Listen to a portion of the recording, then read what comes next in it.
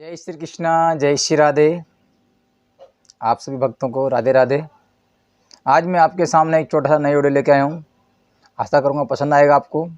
आप मेरे चैनल पर नए हैं तो चैनल सब्सक्राइब करें, लाइक करें, शेयर करें। जय श्री राधे, जय श्री कृष्णा। मनुष्य के जीवन में 4 आश्रम कौन कौन से होते हैं, इसके बारे में चर्चा करेंगे। तो पहला आश्रम है ब्रह्मचर्य आश्रम, दूसरा आश्रम है गृहस्थ आश्रम, तीसरा आश्रम है वानप्रस्थ आश्रम, चौथा आश्रम संन्यास आश्रम।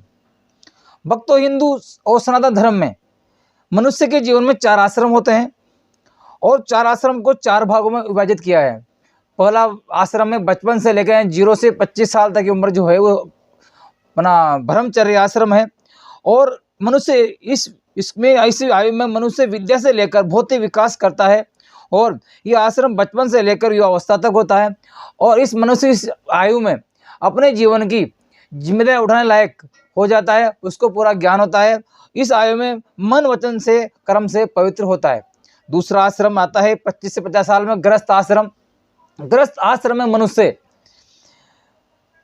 जब वो ब्रह्म आश्रम को पूरा कर लेता है तो वो गृहस्थ आश्रम में प्रवेश करता है और ज्ञान और व्यवसाय के लिए विवाह के योग्य बन जाता है और उसको गृहस्थ आश्रम में प्रवेश कराया जाता है और उसको अपना परिवार और संसार की उत्पत्ति के लिए अधिकार बन जाता है उसका।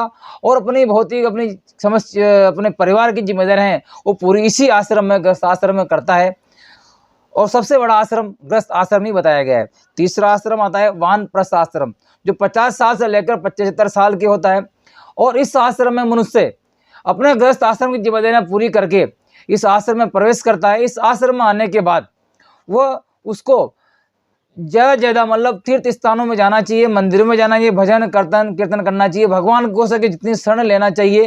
क्योंकि इस आश्रम में जितना हो सके उतना आप तीर्थों में जाएं, दर्शन करें, मंदिरों में जाएं और अपने परिवार के जो आपके जो परिवार है उनको सच्चे संस्कार दें कि वो भी आप जैसे आप पूरा करके आगे बढ़ें तो वो भी आगे अपने आपकी राह में चलें और भगवान के शरण में रहें। आपका चौथा आश्रम जो आता है वो है वानप्रस्थ आश्रम, संन्यास आश्रम।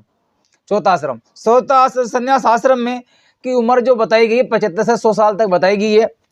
और इस आश्रम में मनुष्य जब वानप्रस्थ आश्रम पूरा करके जब आता है इस आश्रम में तो वो पूरी जिम्मेदारियां पूरी करके इस आश्रम में प्रवेश करता है। और इस आश्रम में आने के बाद वो अपने परिवार की अपने जीवन की पूरी जिम्मेदारी पूरी करके संन्यास लेने के अधिकारी बन जाता है वो।